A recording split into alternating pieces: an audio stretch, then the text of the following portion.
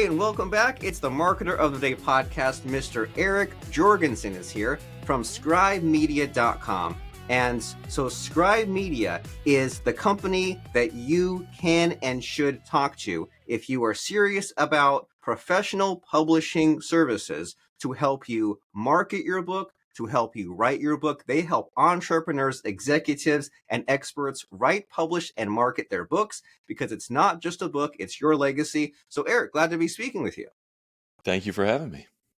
So I did my best to kind of introduce you, talk about Scribe Media, but what are you up to? What's your focus? What's your passion? What's your message for us today? Yeah, this company is all about helping, as you mentioned, specializing in entrepreneurs and executives, but helping people write and publish books that are useful to them in their lives, right? I think the whole history of traditional publishing is really about like, how do we sell as many hardback copies of a specific book as we can? And there's just a million reasons to write a book and a million ways that a book can help impact a cause, grow your business, leave a legacy, give back to your community. And so we've now worked with thousands of authors who want to write and publish their book for their own reasons and maintain their full rights, their full financial upside, most importantly, and creative control over their book so that, this book that's out there with their name on it, that's going to outlive them, represents them and their ideas and their thoughts and their beliefs. Traditional publishing is really only for a very small fraction of the population, but there's millions of people out there who want to write a book, and it is our privilege to help them do that at a very, very high level of quality and polish. Very cool. And so you said a lot of really cool things in there, right? That your book, it should be something that's useful. It should be your legacy, and that there's kind of a lot of moving parts going into it. And sometimes it's fun to think about and geek out about the whole like book marketing idea, since it's the Marketer of the Day podcast. I remember when I was a kid reading about L. Ron Hubbard. He wrote like this group of 10 books, and they were like cheesy sci-fi books. I don't know if you're heard, like there's like Battlefield Earth, but there's like 10 other books, and like they were so terrible, but I loved them so much. And there was this whole thing of like in the 80s, all the Scientologists, like they went to bookstores and like bought out all the copies and returned them. And I thought like stuff like that's always kind of interesting to think about. Like that's not what we want to do, but it's always this fun idea of like, okay, like what are our numbers? What's kind of like our campaign? And I guess the whole point with in that kind of project they had was to like get on the bestseller list and get some kind of momentum. And so just kind of in the spirit of that, like, do you have a fun story to kick us off about like in this crazy publishing world, right? Where you say that Scribe Media is all about doing it right and putting a lot of polish on it and like doing a full kind of campaign. Like, what do you have to share with us about something really cool that Scribe has done?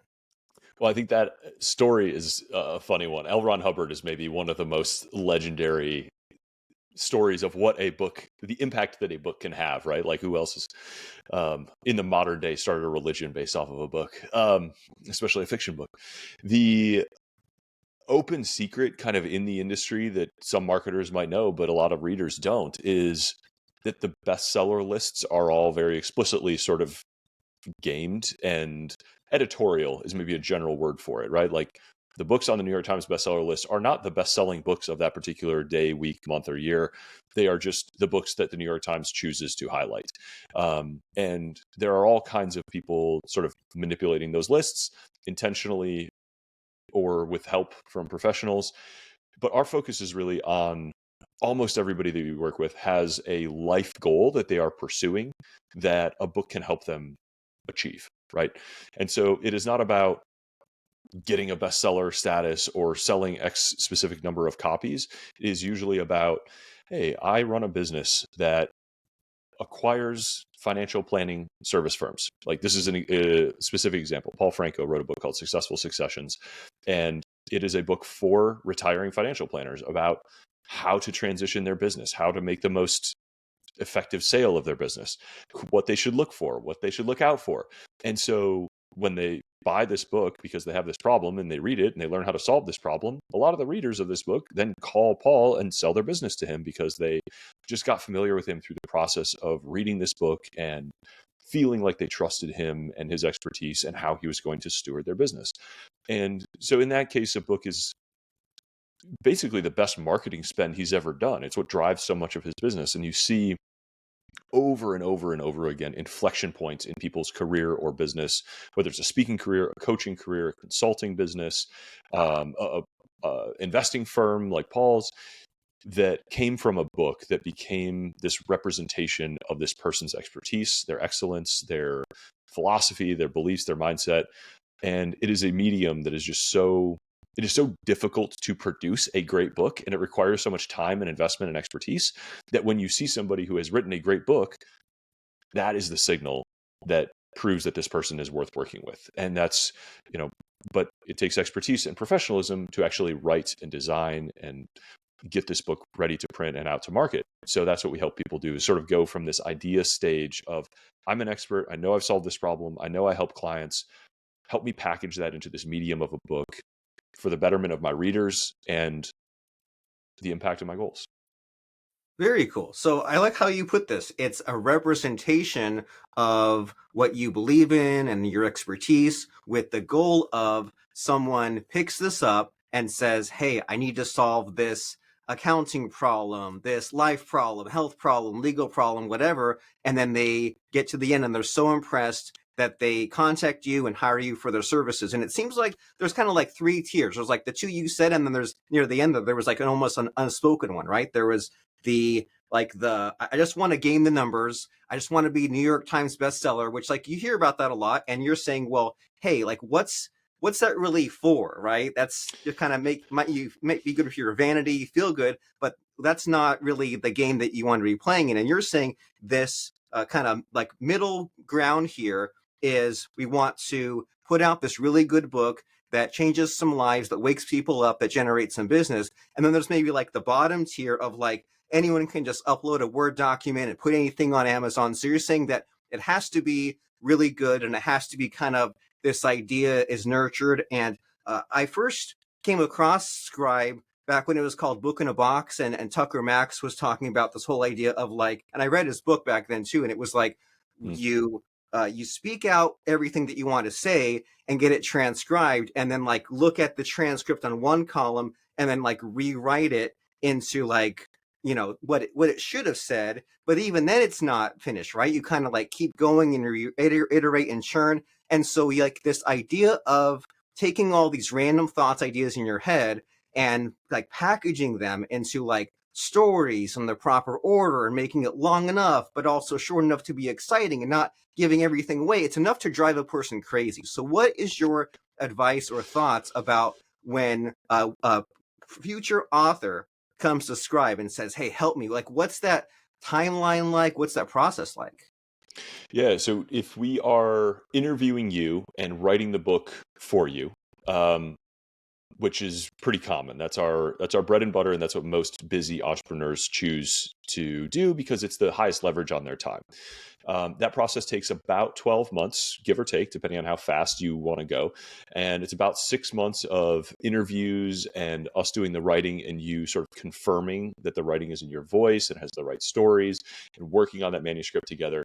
And then about 6 months of publishing, design, polish, graphics, and all the final files that go into publishing and distributing a book. That total investment of your time is like 50 to 100 hours. And then we've got the experts in the back end putting in the hundreds and thousands of hours to actually do the work of the writing and editing and design work. If you've already written a book, then bring it to us and we'll just edit, polish, proofread, and go through the design process. There's a whole smattering of different sort of ways that we help people. But if you're early in the journey, I would say you can pick up, we've written a book about this called the Scribe Method. And so if you just want to learn some of the tips and tricks or get a feel for what the process is like, or understand, what are good, clean goals, what can you expect, what can you not expect, there's free digital versions available of the Scribe Method on our website. So if you just look that up or you buy a copy on Amazon or Audible, it is a truly great book that Tucker and Zach wrote originally, as you mentioned, when they were starting this business and sharing everything that they know about writing a book and using it to build your business. Very cool. And it blows my mind, but also excites me about these big numbers that you talk about, right? You talk about like 100 hours of this, and you talk about 12 months of that. And I love that. And so that way the end result can be that you're having a conversation or a podcast like this one, and you just like drop your book in, right? You say, well, hey, I've got some things to say and there's not enough time to fit it all in, but if you'd like that deep dive, find out what we're all about, then here's the book, go and get it. And so as far as people going through this process on a podcast, it's always fun to talk about the mistakes, the missteps, right? And so you always hear about this advice of people saying, well, like, make sure you know what your book is for, like what's the end goal, make sure you know like who your audience is. Are there any mistakes that authors make either with you or without you that just drive you crazy?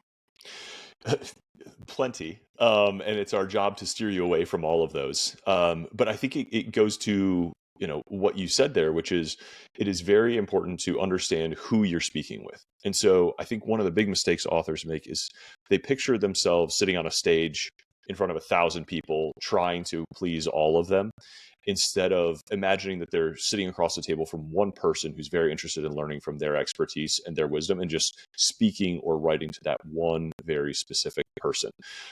It is almost impossible to overdose on specificity, and you never want to hold back. So I truly think, like, write as though you're sitting across the coffee table from a family friend and you're trying to teach them every single thing you know and demonstrate your expertise absolutely to the utmost. This is the feeling of a good book. Like when you are really, really immersed in a book and really learning and you really find it valuable, you take action based on a book, it's because someone was an unprecedented level of expert, honest, clear.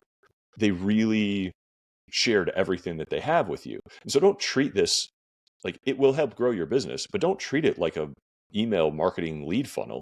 Treat it like the utmost demonstration of your expertise. Treat it like you planting the flag of everything that you know and everything that you believe and everything that you can give to help someone else. And that's how your book is going to become the go-to resource for people with the problem that you know how to solve. It's when people gift books to each other.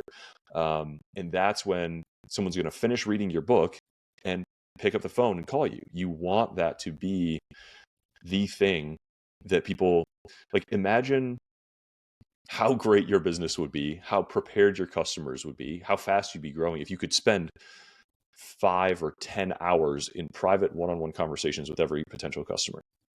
Like, not possible, but theoretically amazing. So the next best thing to do is to construct, 5 to 10 hours of your very most persuasive content, your best self, everything that you know, and demonstrate your expertise and show all the stories of everything that you've gone through and everything that you've learned, and put it in a format that they can consume on their own time. And by the time they're done with this experience that they've opted into in this timeless medium that they associate with the most brilliant thinkers in the world, what else is there to do? Right. They're warmed up. By the time they meet with you, they've already met you. And that's always a fun aspect of the internet, right? You go to like an event or a conference or a podcast like this, and you've already like listened to the person's podcast, you already watched the person's video, you already like read their book or looked at their social posts. It's happening more and more, isn't it? This idea of like you know someone without knowing them, right? It's like you meet, it's like meeting an actor, right? Meeting a hero, because you meet like this author, this expert, and you're already kind of preloaded with a lot of their content. And so like you know them, but you don't know them. And so that's possible because they were specific. They stood for something. And, we've all at some point in life fallen into, we had to like write that term paper in school, and we got stuck and just like started writing for everyone and just made, 5-10 pages of just like useless garbage. And so you're saying that we need to be sitting across the table from someone who has this real need, this real problem, and tell them some things, right? Like be exciting and get them to get to the end, get them to take action, get them to share this with their friends. And that's beautiful and that's magical. And, in this current modern day, right, there's all these digital books, and you hear all these like really sad statistics, right? Because with the Kindle books, they know how many people open the books, how far they read, and you hear all these things like these huge percentages, right? 90+% buy the book, don't open it, don't read past the first chapter, first page. And so that requires some humanity, doesn't it? And so I find myself the past year or two especially second guessing with all the AI stuff, right? Because you go on LinkedIn, everything's AI. Sometimes I read like Reddit posts, I read books, and I'm like, I think this whole thing is AI. And so there's that kind of fear of like, will it turn into all the books are AI generated, and then everyone will just feed it back into AI to summarize, and then it'll just be, where are the humans in that? So do you have these thoughts? Do you think about, or are you concerned about generative AI just messing with the publishing industry? I think it will represent change, but the fundamentals of the industry are that the very best works tend to absolutely dominate spaces. And I think AI will help the best writers and the most expert authors increase their quality level and produce either more work or even better work. I think the long tail of like bullshit will continue to get longer and be more bullshitty. I totally agree. Um, but that you are absolutely right. The signal matters so much, and you have to, it takes expertise to like grab attention in the first sentence, the first page, the first chapter, and really focus the message on a real problem that draws people through and arrange the information in the right order. Like that's the art. um, and I think AI, as helpful as it is, still doesn't quite have the nuance of understanding what speaks to very specific audiences, what their specific problem is, what's going to resonate with them emotionally or not. And maybe it'll get there and is growing quickly. And I am a like techno optimist nut job, self assigned. So I just believe in using the best tool for the job. I think it's going to make the publishing industry bigger. I think it's going to raise the bar. And I'm frankly really excited to see what's going to happen, because I think it's going to make some of our best artists and best thinkers more prolific, which can only be a good thing. But it's incumbent on the reader to filter harder on what is worth their time or not. And we as writers and authors need to acknowledge that and be sure that we are always raising the bar to stay above it and make our work a good investment of time for readers. Filter harder. I like that. And so you're saying that like both, well, and like all of it will increase, right? All of the crap that's being put out there. But I mean, it has been out there, right? Ever since the days of like article spinners and you know, all the software that like generates all kinds of web pages, and you know, all that's been there. It's just now there's more of it. And so now you're saying, well, there, that's kind of the bad aspect of it, but the good aspect is that these creators will be able to maybe crank out the books quickly, or they'll be better. And but then as far as us as the receivers, we have to have, you say, that hard filter of knowing like, okay, is this worth my time? It's not worth my time. And it's kind of strange to navigate. I find myself on a daily basis, I go so far back and forth, right? I'm like, Yeah. I'm so excited. I'll get all this content created and all these like YouTube video scripts, but then I'm like, you know, isn't it going to like kill like so many of the jobs? And it's something to really keep an eye out on. And so near the end here, I want to make sure that we focus on, there's a little bit of like your like origin story, right? Like there was some drama going on with Scribe a couple of years ago. And I think that if I understand correctly, you were an author with one of them and you bought the company or something. So, I mean, tell us what happened. What's the Scribe Media drama all about? Yeah, well, as you said, about 10 years ago, Tucker Max and Zach Obron started the business, and it grew and grew well. And they had, once they stepped back, the person who took over the business, I mean, in 2022, like to put it generously, did a bad job. And the company had a very surprising bankruptcy in mid 2023. I was an author with Scribe. I published my book in 2020 for the first time, and that was a life-changing experience for me. Like my first book is now sold like more than 1 million copies. It has changed my life. It is doing all of the things for me that I'm describing a book as has the possibility to do for your business. Like it changed, you know, who I get to work with and the opportunities that I have and the quality of the conversations that I have and the rooms that I get invited to be in or speak in. Um, it was an incredible experience, and I loved everybody that I worked with at Scribe. So when I saw this bankruptcy happen, it broke my heart, and I wanted to see what I could do to help the team, help the company. And so I hit the phones and made some connections, and I found this great group, Enduring Ventures, who essentially started a new company, bought the IP, hired some of the team, and carried on the vision of Scribe, which is to provide the very highest level of quality publishing services for any author who wishes to publish their book and see their their life or their words or their expertise out in a really high quality form. So we're a year and a half into that kind of resurrection effort now, and it's been a tough but very interesting, very inspiring journey, and we've seen so much support. I'm super grateful to see the sort of response to trying to keep this mission and this vision alive, and how many people it was really important to. Was there, or is there still a huge challenge in that? Like, as far as like all the headaches that you dealt with as far as this resurrection, is there like one that stands out as far as like a huge obstacle you've been overcoming? Yeah, there's just a lot of confusion, and it's very difficult to reach. Like, the best method of addressing this is to reach everybody who is affected one-on-one and have a in-person conversation with them. There's a lot of context to give, and a lot of people, unfortunately, the bankruptcy was pretty sudden and it affected a wide range of people negatively, because of kind of how it was managed. And being adjacent to that, even though it's not like we were not in control of that and we are just cleaning up after that, having to explain that, or getting to explain that, or trying to explain that to a lot of people who are, personally, emotionally hurt, is a challenge. And we do as much of it as we can.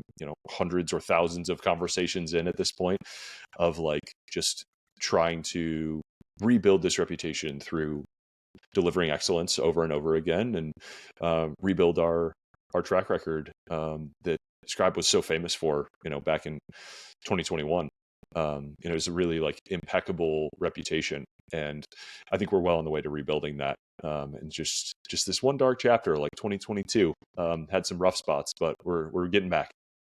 A little blip on the radar. And you're so right that the quality of the books and the authors that come out from Scribe, I mean, it's amazing. Like, probably once or twice a year, I look at the more recently published titles and I'm like, I can't believe they like put out this many. And I think I've narrated like 6 or 7 of your guys' titles. Like, Scott Mm. McCrate is like probably my favorite one out of the ones, and the rest I can't remember. But like, you guys do some pretty cool stuff. And as far as the future of Scribe and what you're like tackling next, like what's coming soon. You're right. We've had a great run of I mean, David Goggins is by far the most famous author that we worked with. The best-selling memoir of all time. Published both of his books with us. It may be the best self-published book of all time. My book has done well. We just published Leading to Thrive by Klaus Kleinfeld, who's been a Fortune 500 CEO 2 times over. Tim Urban wrote a book called What's Our Problem? He's an absolute god-tier blogger, the blogger behind Wait But Why. And so he's got a really interesting, really creative book. We've worked with the Nobel Prize Committee. We've worked with Nassim Taleb and hundreds of other authors over the past few years, as you mentioned. So there's always exciting launches coming. We've got a few big ones in progress that I can't steal thunder from the authors' launches, but it is a very full and rewarding set of authors that we get to work with and see them go on to have success in their books and their business. It's incredible. For so many It people, sounds like it's a bucket list item. And so Right. even I list the big famous names and the sort of marquee authors, the stars, but truly some of the most rewarding to work on for me and for the team is somebody who never thought they would have a book published, and it's just been their lifelong dream. And watching them unbox their book and hold it for the first time, or see their name on the cover for the first time, or get their first designs of their cover, even people are moved to tears multiple times through this journey. And it's just so satisfying to get to facilitate that for people.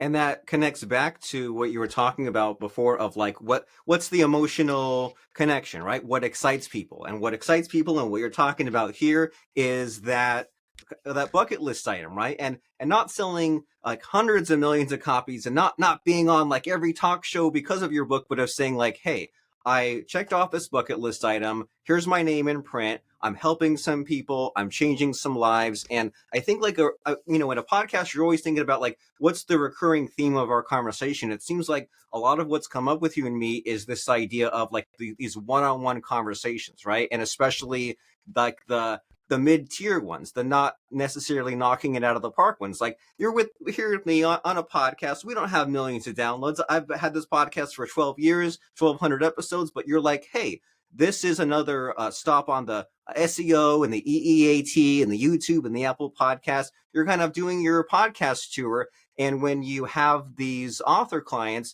you're having these additional one-on-one meetings to generate the content. When you're doing kind of the, wouldn't call it like apology tour or a cleanup tour, but you're trying to smooth things over with the authors, you said, one-on-one meetings. And so as far as say like these authors go with you, and not necessarily like we said the David Goggins, but the ones that like we wouldn't have heard of, but the right people would have heard of. When these authors, they go through this 12-month process, right? They put out their book.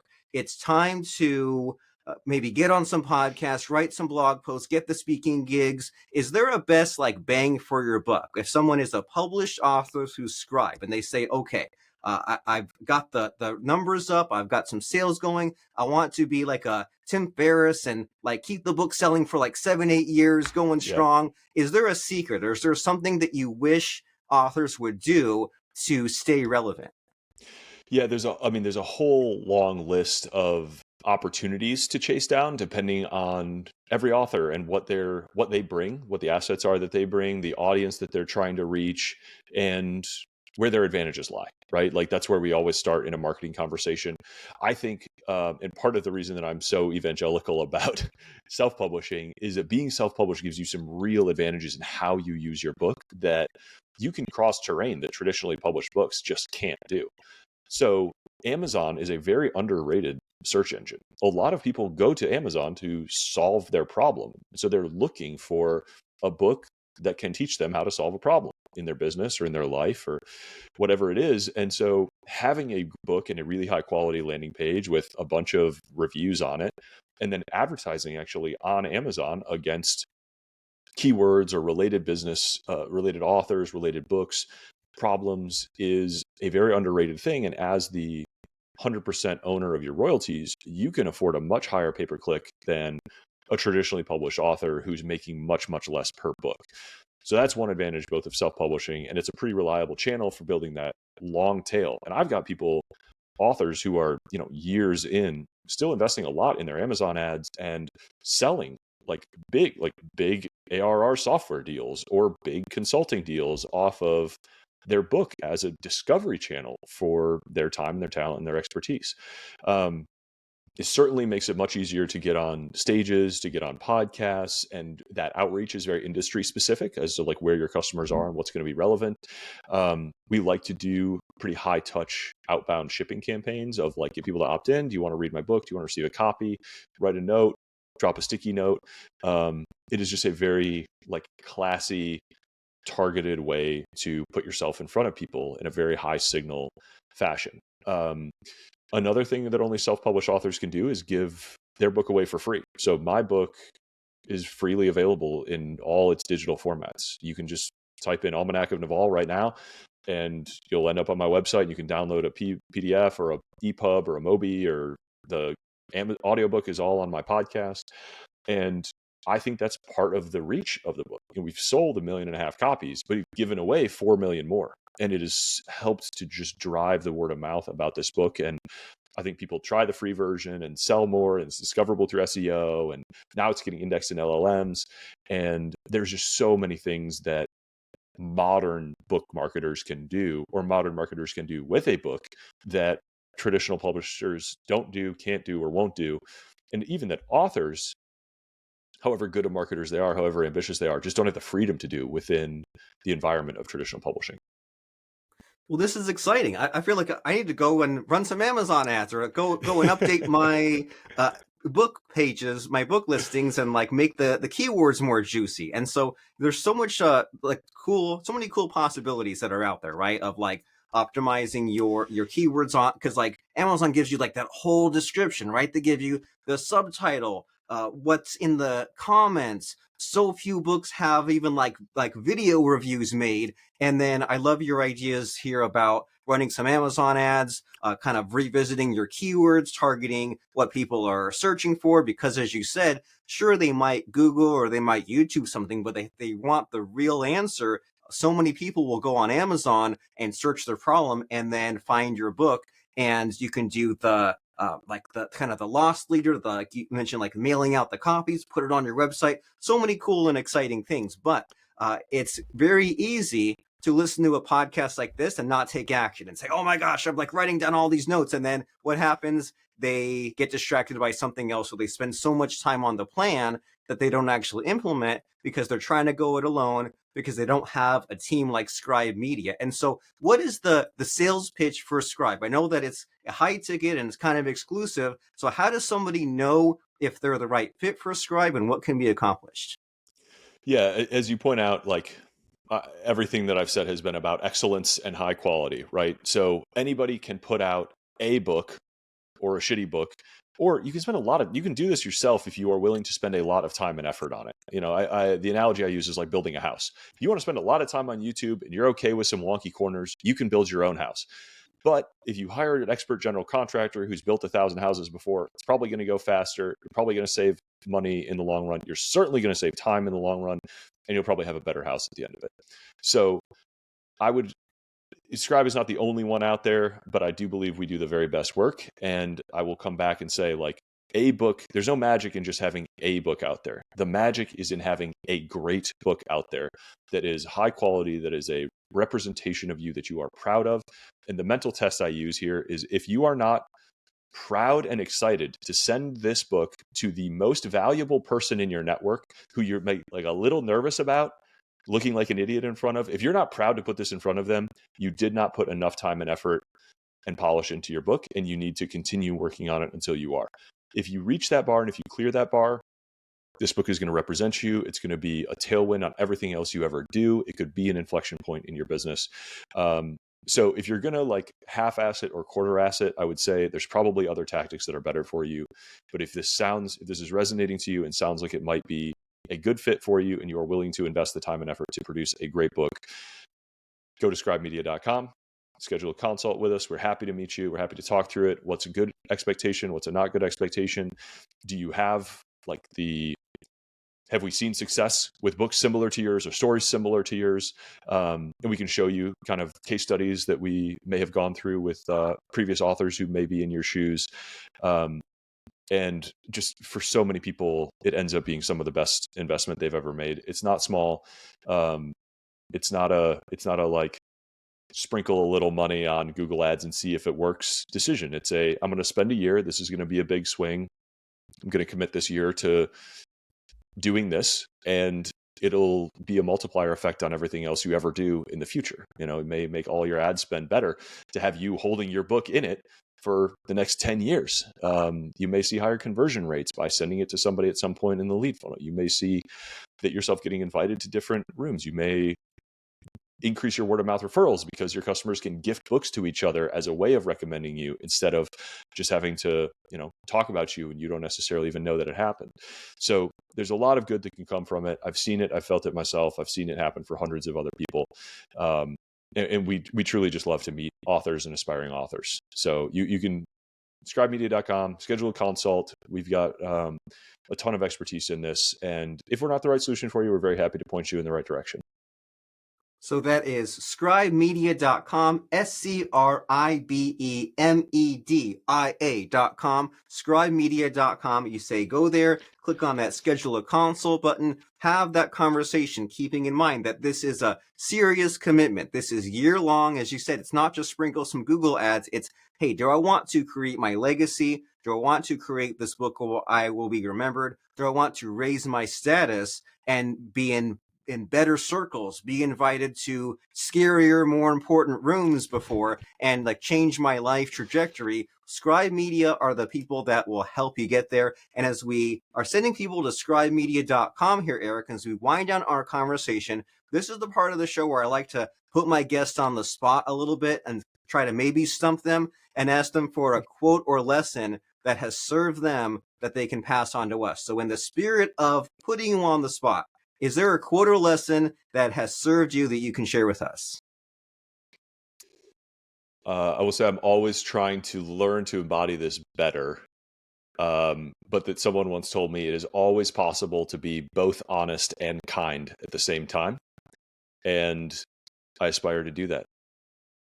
Well, let's do it. And let's all do it. Honest and kind at the same time in all aspects of life, in your conversations and in your book and in your legacy. So go to scribemedia.com to create that life-changing, world-changing book that is honest, that is kind, that has your perspective, that has you embodied, that will outlive you. Eric and his team are here to help you do it.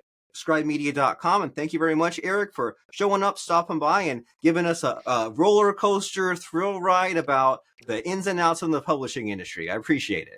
Thank you for having me. I so admire the persistence of 1,200 episodes over 12 years. You're a marathon running hero of podcasting. Well, thank you. I'm humbled.